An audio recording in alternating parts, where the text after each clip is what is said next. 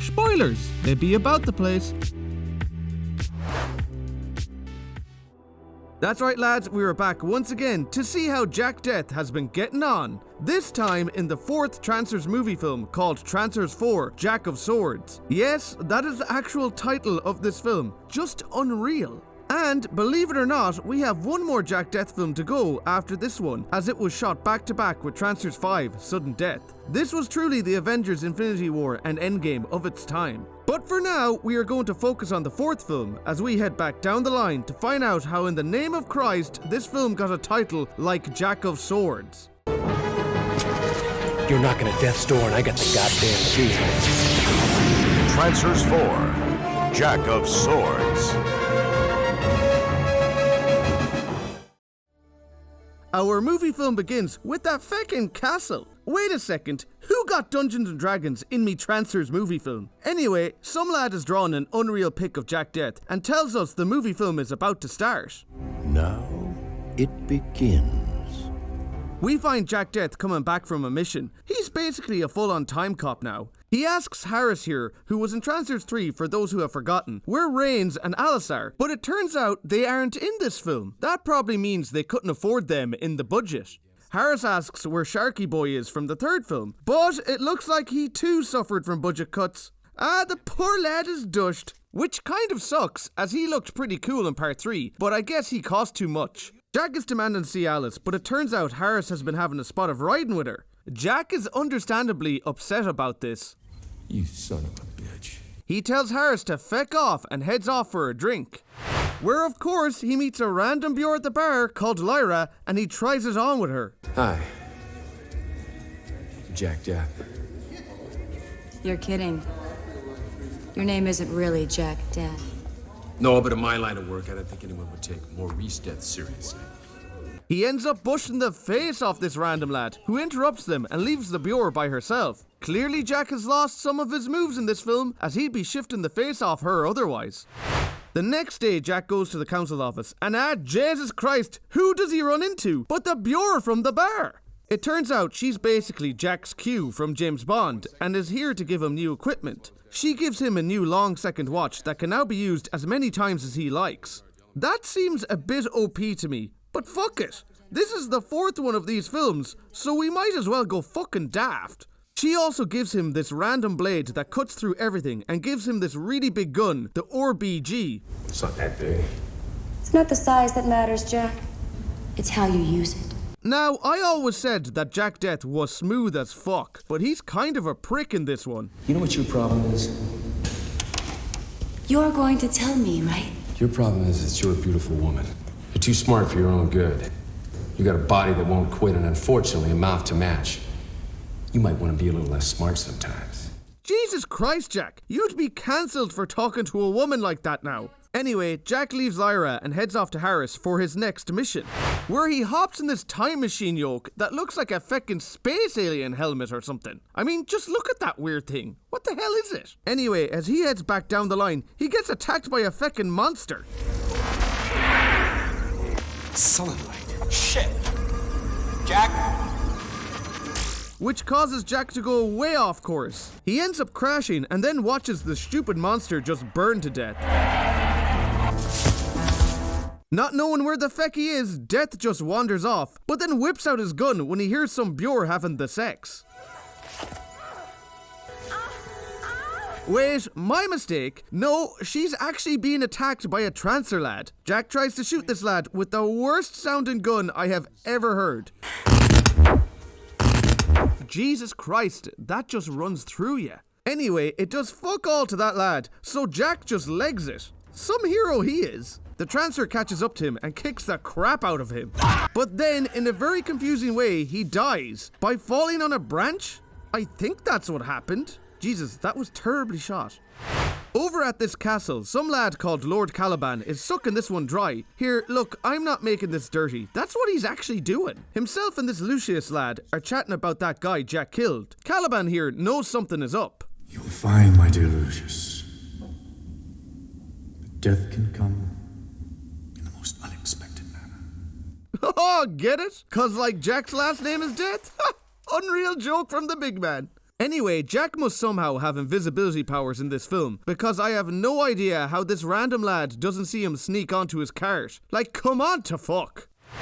These bunch of randomers who the girl Jack saved earlier seems to belong to are the local rebels, and she's telling them all how class Jack Deth truly is. When this wizard-looking lad whips out his pic of Jack Deth, asking was he the lad who saved her from the Trancer, and she's like, yep, that's the lad, so the others just think Jack will save them all from the Trancers now.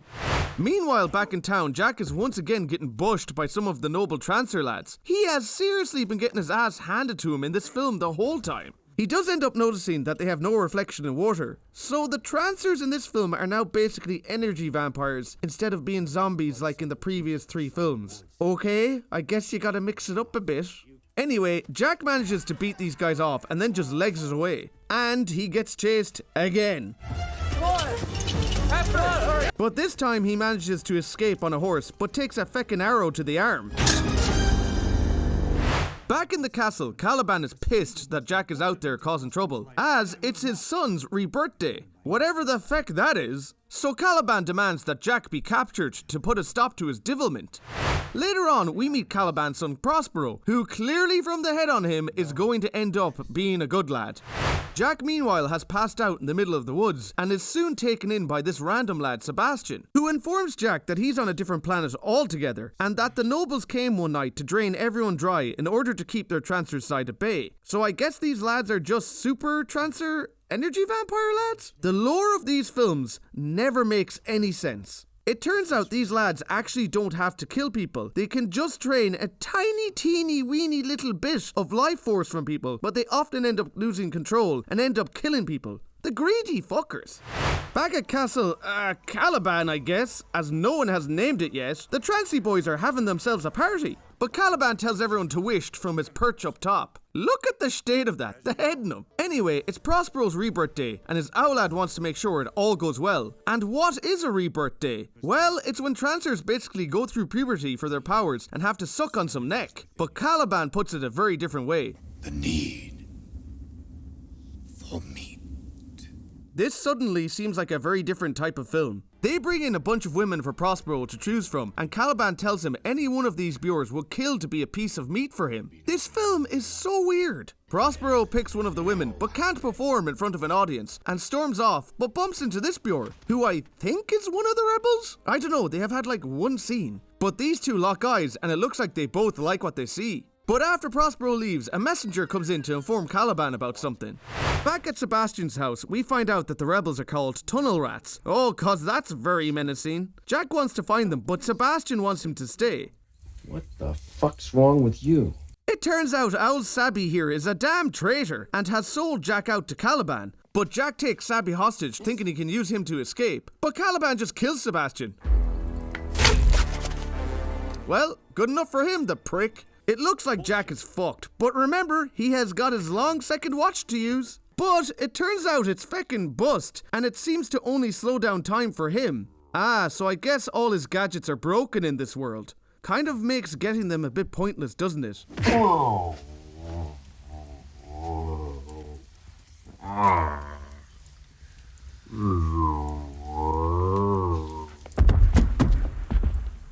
Well, that was cringe. Later on, Jack wakes up to find this Bure who looks just like Lyra from the start of the film. Jack freaks out thinking it's actually her, but it turns out they just wanted the actress for 2 parts, and Caliban has sent her to Jack to basically be his sex slave. Caliban told me he would give me one last chance. He sent me here to give you pleasure. What is even happening in this film? Caliban and Prospero have a heart-to-heart that is basically Caliban telling him to stop being a little bitch and to eat the neck off of Bure. And to get his point across, he busts the face off him. Prospero didn't like that at all, and I bet that won't come back to bite Caliban in the ass later. Jack is asking Lyra about her life, but when she answers him, he goes off on a rant about women. I was hoping you'd turn out to be something more than just another whining squid brain, some dizzy bitch from Melrose who's shopping. How dare you? Seriously, Jack really is a bit of a dick in this one. But it turns out he's just trying to get a rise out of Lyra. Jack likes it rough, the dirty dog. But then he ends up noticing someone is spying on them. It's feckin' Louis, the big pervert. Jack wants his gun back, so tells Louis to bring him to it. While all this is happening, the tunnel rats are making their way to Jack. Lucius, the big shit, doesn't lead Jack to his weapons at all, and then gets the drop on him. Excellent work, Lucius. What the fuck do you mean, excellent work? He got caught by a man you had prisoner. This makes no sense. So now they decide to chain Jack up. Seems like they sent that Bjorn to get some information out of him by having a spot of riding with him, while Lucius just perved on him? What kind of plan was that? Did they just hope Jack would get chatty post-nut? Well, it turns out Caliban wants to go to Jack's world in order to take it over, and wants Jack's help to do it. But Jack Deth is the man and tells him to feck off. And good old Lyra picks up his pocket knife and gets it to Jack before being taken away. I have no idea how they didn't see that thing in his hand. It's fucking massive. I guess everyone is blind in this world. The tunnel rats find Prospero and ask him to help save Jack. See, I told you he'd be a good lad. But Jack Deth doesn't need saving. Jesus Christ, that was so easy for him. He runs into Prospero and the two of them end up having a very awkward fight. Jack seems to have the upper hand until he pisses Prospero right off, who then baits the face off of him and grabs a sword. But just as he goes to kill Jack, the tunnel rats show up and put a stop to it. Jack decides to team up with the tunnel rats, and after deciding to take Prospero with them, they all manage to escape the room. Mostly because these useless feckers can't seem to open a door.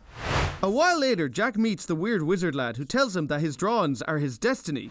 Meanwhile, this terrible actress, whose character I have no idea is out here flirting with Prospero, who is starting to trance about the place. Prospero explains to this Bjorn that Trancers have no soul and need to feed on people, so she says, "Here, suck on me neck."